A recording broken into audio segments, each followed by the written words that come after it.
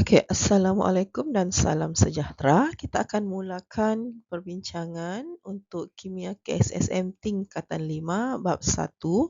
Okey, tapi kita mulakan dengan yang paling penting iaitu asas redoks.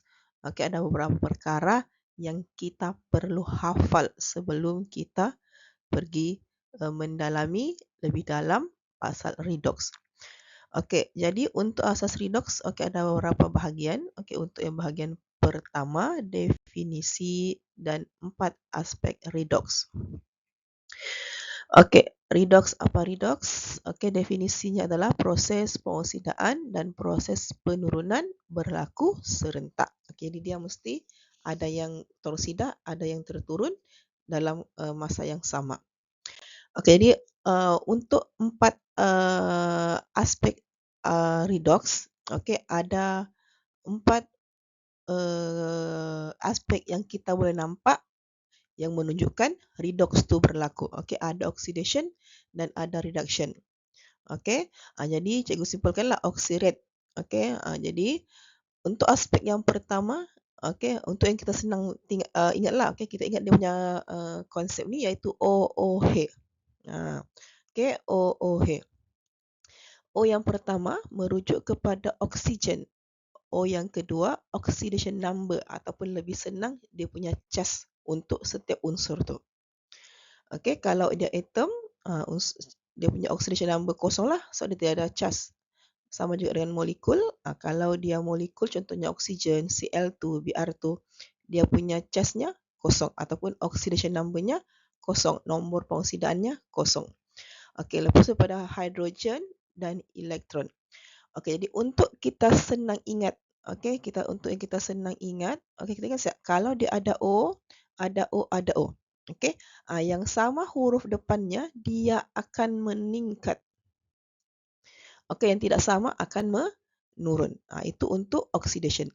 Jadi untuk reduction, kalau di sebelah oxidation meningkat, mestilah di sebelah reduction menurun. Okey, jadi kalau di sebelah oxidation menurun, di sebelah reduction meningkat. Okey, maksudnya di sini untuk oxidation berlaku, oksigennya mesti bertambah. Bilangan oksigen mesti bertambah. Okey, bila bilangan oksigen berkurang, itu adalah proses penurunan. Okey, untuk oxidation proses berlaku, dia punya charge-nya mesti bertambah. Oxidation number-nya mesti bertambah. Okey? Dan kalau nombor pengoksidaannya, oxidation number-nya, charge-nya berkurang, maksudnya berlaku proses penurunan, reduction. Okey, yang aspek ketiga adalah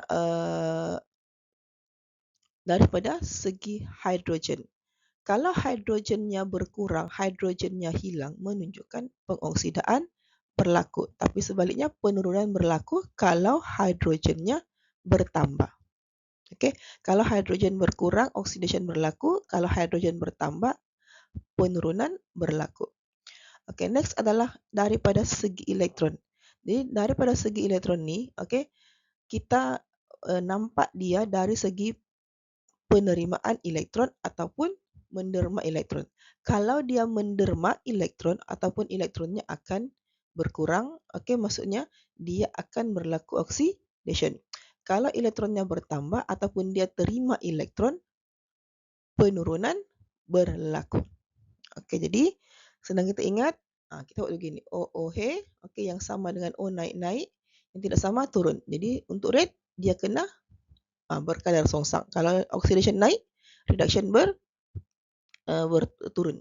Okey, jadi itu adalah dari segi 4 aspek berlakunya pengoksidaan dan penurunan. Okey, kita akan tengok contoh di next slide. Okey, daripada segi oksigen, okey, contohnya kita ada pengoksidaan magnesium ataupun magnesium bertindak balas dengan oksigen menghasilkan magnesium oksida. Okey, kita seimbangkan, di sini ada 2, jadi letak 2 di belakang, di 2 ini pun akan muncul. Okey, jadi di sini okey, kita nampak bahawa magnesium ni asalnya dia tiada oksigen. Bila hasil tindak balas, kita nampak magnesium sudah ada oksigen. Jadi kita boleh bagi cakap di sini, okey, atom. Di sini kamu kena ingat kalau dia sendiri kena tulis atom. Okey. Jadi atom magnesium mengalami tindak balas pengoksidaan kerana menerima oksigen. Okey, bila ada yang berlaku pengoksidaan, mestilah ada yang berlaku penurunan. Jadi oksigen asalnya 2, okey. Jadi dia sudah beri pada magnesium. Jadi molekul oksigen mengalami tindak balas penurunan kerana kehilangan oksigen.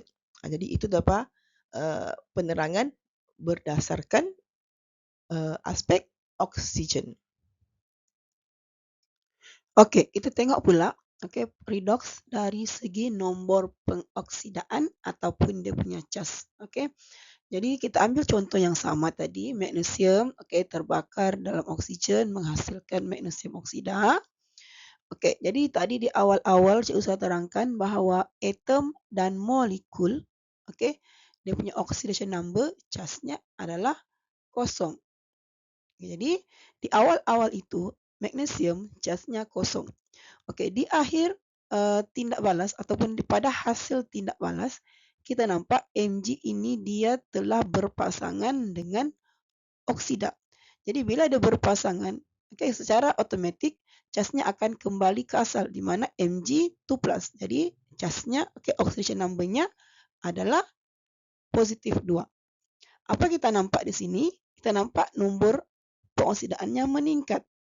Jadi kita tahu sudah tadi bila nombor pengoksidaan meningkat dia berlaku pengoksidaan. Jadi kita pun tulis macam sebelum ni, atom magnesium mengalami tindak balas pengoksidaan kerana nombor pengoksidaan meningkat dari kosong ke positif 2.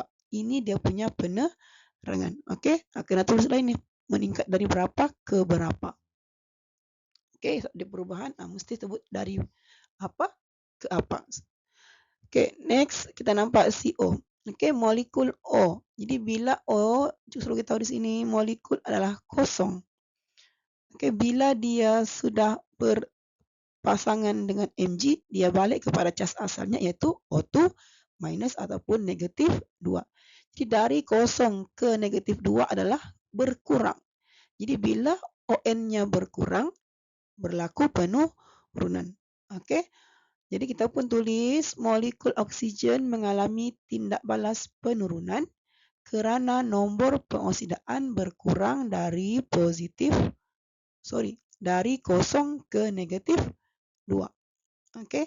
Dari kosong ke negatif 2. Jadi itu cara penerangan kalau soalan minta redox dari segi nombor pengoksidaan. Okey, kita pergi kepada aspek ketiga iaitu hidrogen.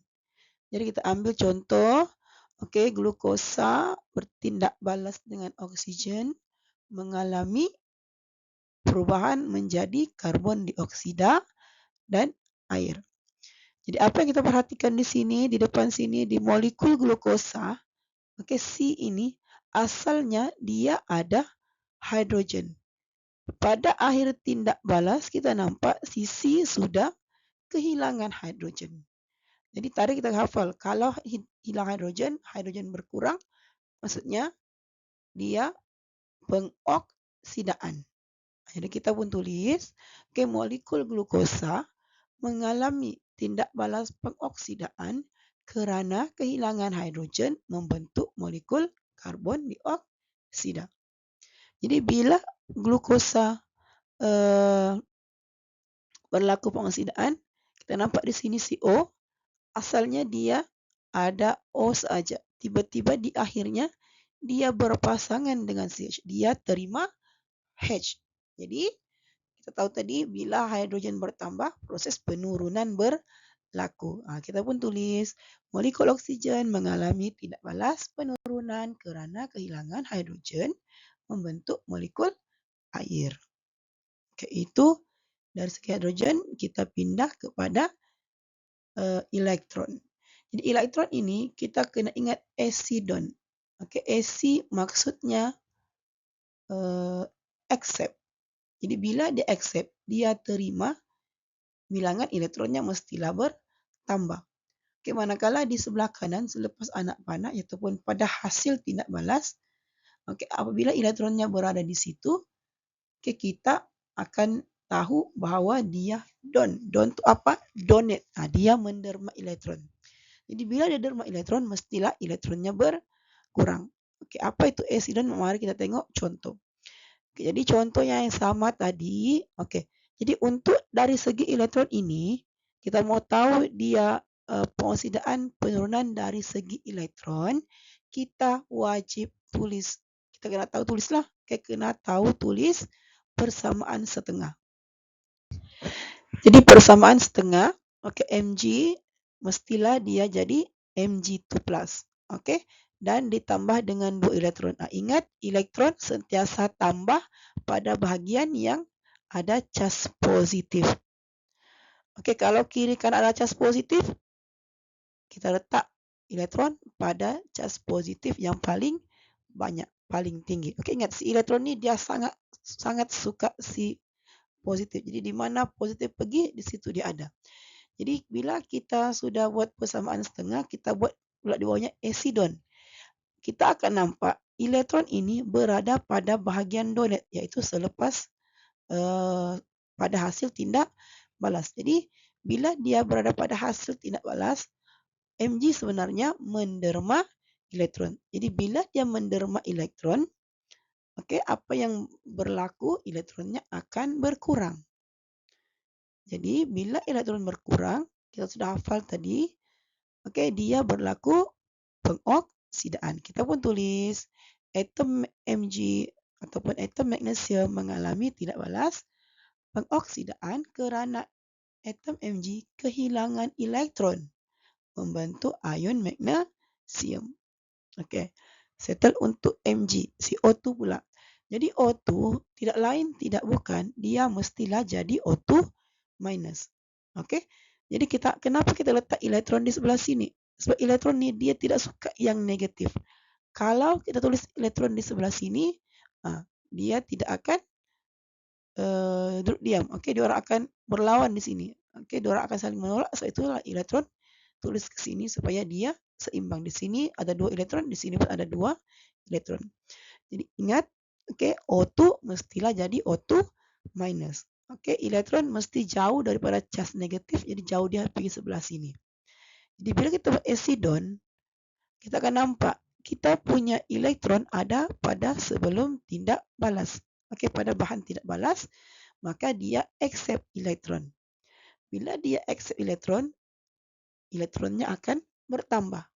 Jadi bila elektron bertambah, berlaku penurunan. Okay, kamu pun tulis molekul oksigen mengalami tindak balas penurunan kerana molekul oksigen menerima elektron membentuk ion oksida. Okey, jadi itu adalah contoh untuk 4 aspek yang perlu kita perhatikan bila melibatkan oxidation dan reduction, pengoksidaan dan penurunan. Okey, jadi tamat untuk bahagian pertama. Kita akan jumpa bahagian kedua di next video.